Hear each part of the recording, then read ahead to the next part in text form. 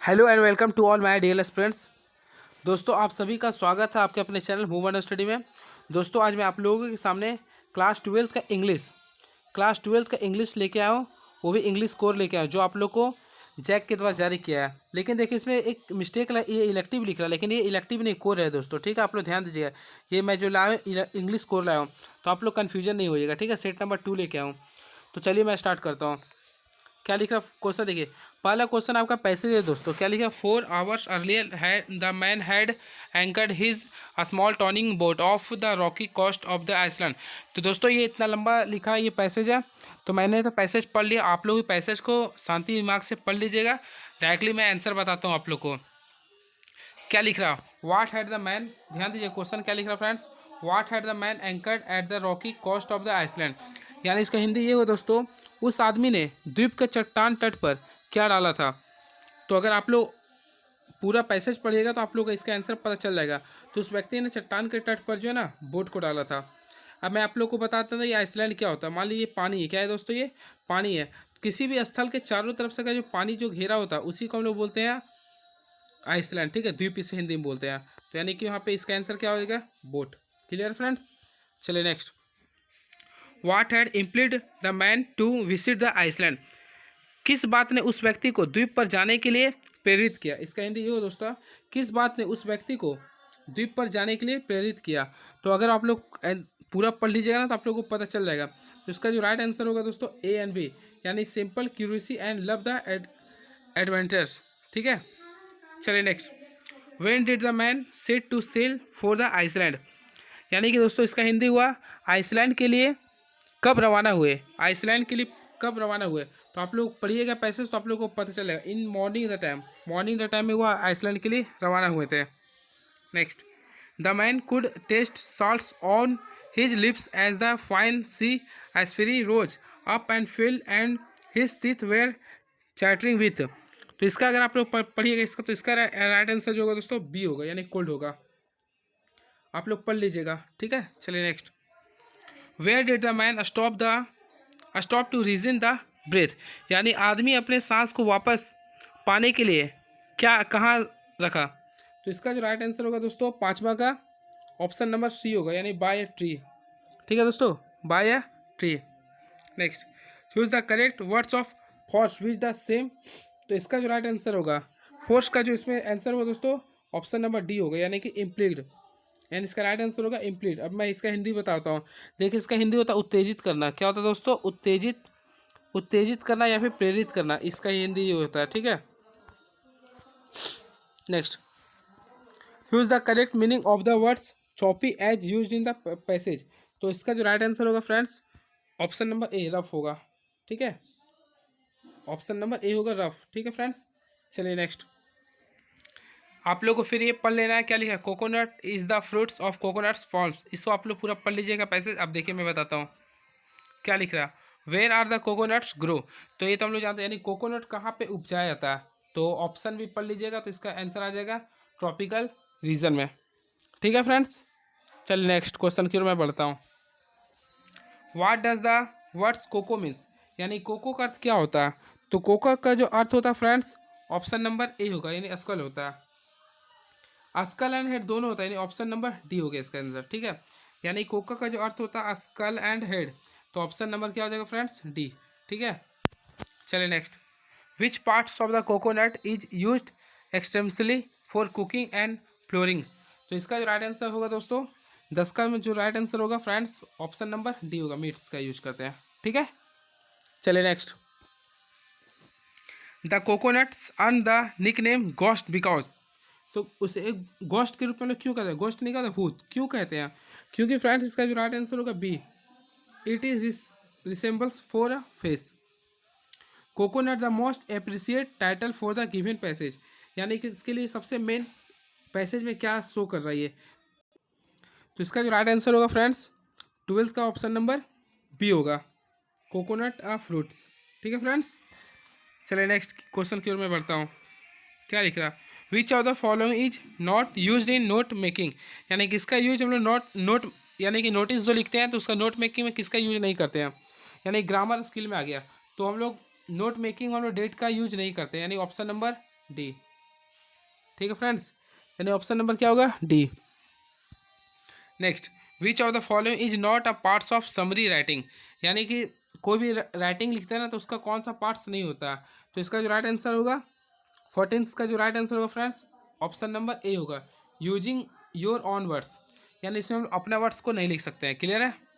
Next, which of this is the right format of writing date in the letters of to editor, यानी कि इसमें जो date दिया हुआ इसमें कौन सा तरीका से हम लोग लेटर में एडिटर को लिखते हैं डेट। तो देखिए, जब भी लिखें तो इस टाइप से हम लोग लिखते हैं। मान लीजिए आज तारीख कितना है, आज मान लीजिए कि 11 तारीख, तो 11 दिसंबर पूरा लिखेंगे। ठीक है दोस्तों, फिर 2021, ये तरीका होता है। आप 11-12 करके नहीं लिख सकते हैं, ये तरीका होता है, यानी option number D. Which of the following is not a components of a letter to editor, यानी कि दोस्तों इसमें से कौन सा कॉम्पोनेंट एडिटर के लिखने पास नहीं होता है। तो ध्यान दीजिएगा आप लोग, एडिटर पास जब भी हम लोग लिखते हैं तो उसके पास कोई भी टाइटल नहीं होता, यानी ऑप्शन नंबर ए हो गया। एडिटर के पास जब भी हम लोग लेटर लिखते हैं तो उसमें कोई टाइटल नहीं होता है। Next, notice issued by government generally appears in, जब भी दोस्तों इसका हिंदी ये हो ना, जब भी कोई नोटिस गवर्नमेंट के द्वारा जारी किया जाता है तो हमें कहाँ प्राप्त होता है। अगर आप लोग देखते होंगे, मान लीजिए आप लोग क्लास 10th के लिए एग्जामिनेशन की तैयारी करते होंगे 12th का, तो आप लोग का जो रूटीन आता होगा तो सबसे पहले कहाँ आता है, आप लोग देखते होंगे पेपर में आता है। कहाँ पे आता है दोस्तों, तो जो भी गवर्नमेंट एक भी अगर नोटिस देगा ना तो सबसे पहले वह न्यूज़पेपर में आता है, यानी ऑप्शन नंबर ए। ठीक है फ्रेंड्स, चलिए next, in notice writing the name of the institution is placed, जो यानी नोटिस राइटिंग में हम लोग जो लिखते हैं तो नेम ऑफ इंस्टीट्यूशन कहाँ लिखते हैं, तो बिलो द हेडिंग में लिखते हैं, यानी ऑप्शन नंबर क्या होगा दोस्तों, ए होगा।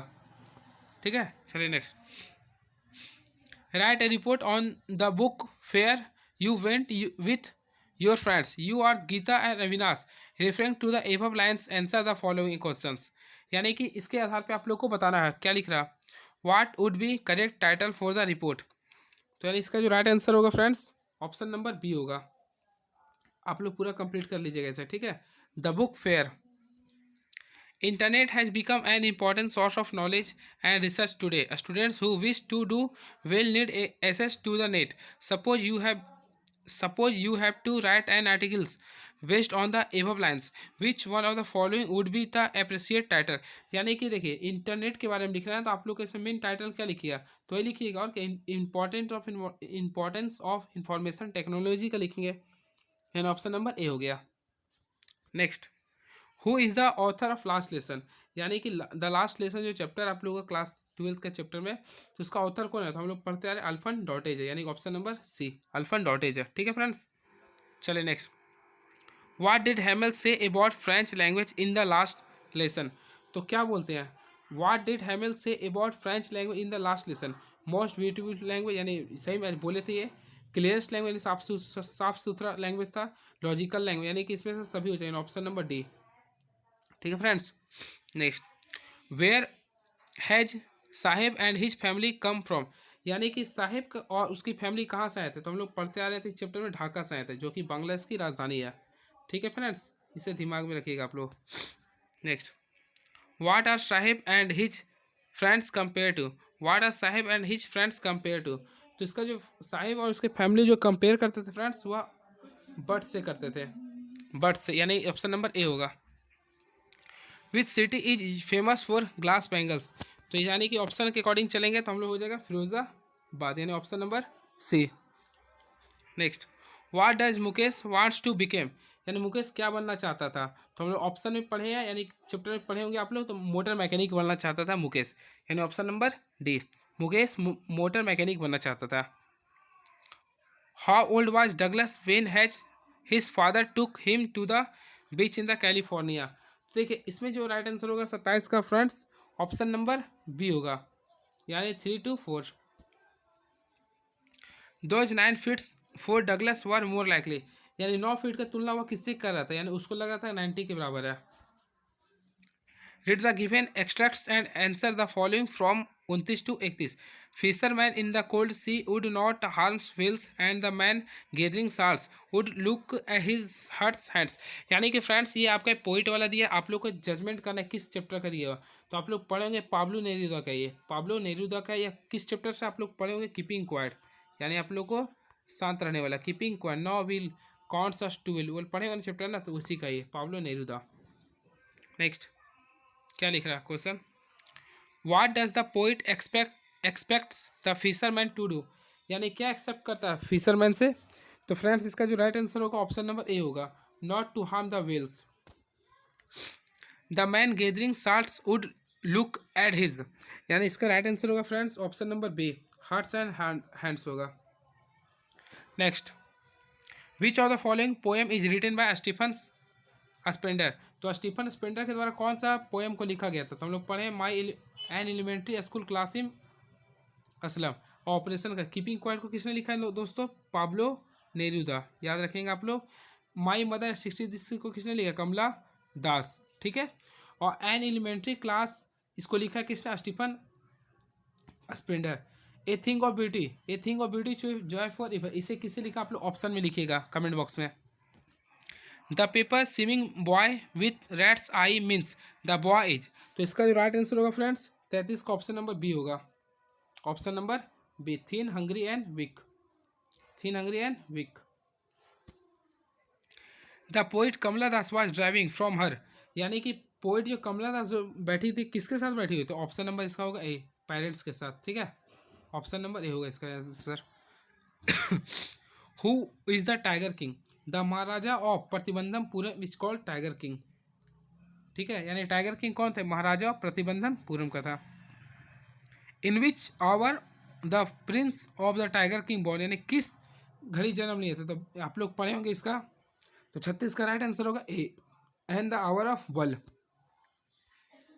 How many time zones did Tishani Doshi cross, तो फ्रेंड्स इसका जो राइट आंसर होगा option number D 9। Which programme was headed by Canadian Geoff Greens, तो इसका जो राइट आंसर होगा फ्रेंड्स 38 का 38 का जो राइट आंसर होगा ऑप्शन नंबर ए, यानी students on ice. Who was doctor Sadao, तो doctor Sadao was a Japanese doctor.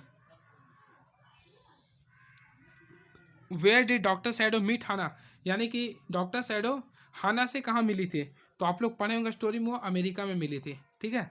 तो चलिए सेट नंबर 2 मैं पूरा बता दिया हूँ, कैसा लगा आप लोग बताइएगा। और मैं आप लोग को ये बता देता हूँ, आप लोग का जो एग्ज़ाम जो होने वाला है, आप लोग का एग्ज़ाम जनवरी के फर्स्ट वीक में स्टार्ट होने वाली है, अर्थात दोस्तों 10 जनवरी तक आप लोग का एग्ज़ाम हो जाएगा, और 20 दिसंबर को आप लोग का रूटीन आ जाएगा। तो आप लोग बने रहिए चैनल के साथ, और मूव ऑन स्टडी आपके साथ हमेशा था, है और रहेगा। आप लोग को कोई भी चीज़ का डिमांड होगी तो आप लोग कमेंट बॉक्स में लिखिए, मैं आप लोग को जरूर मदद करूँगा। चलो थैंक यू सो मच।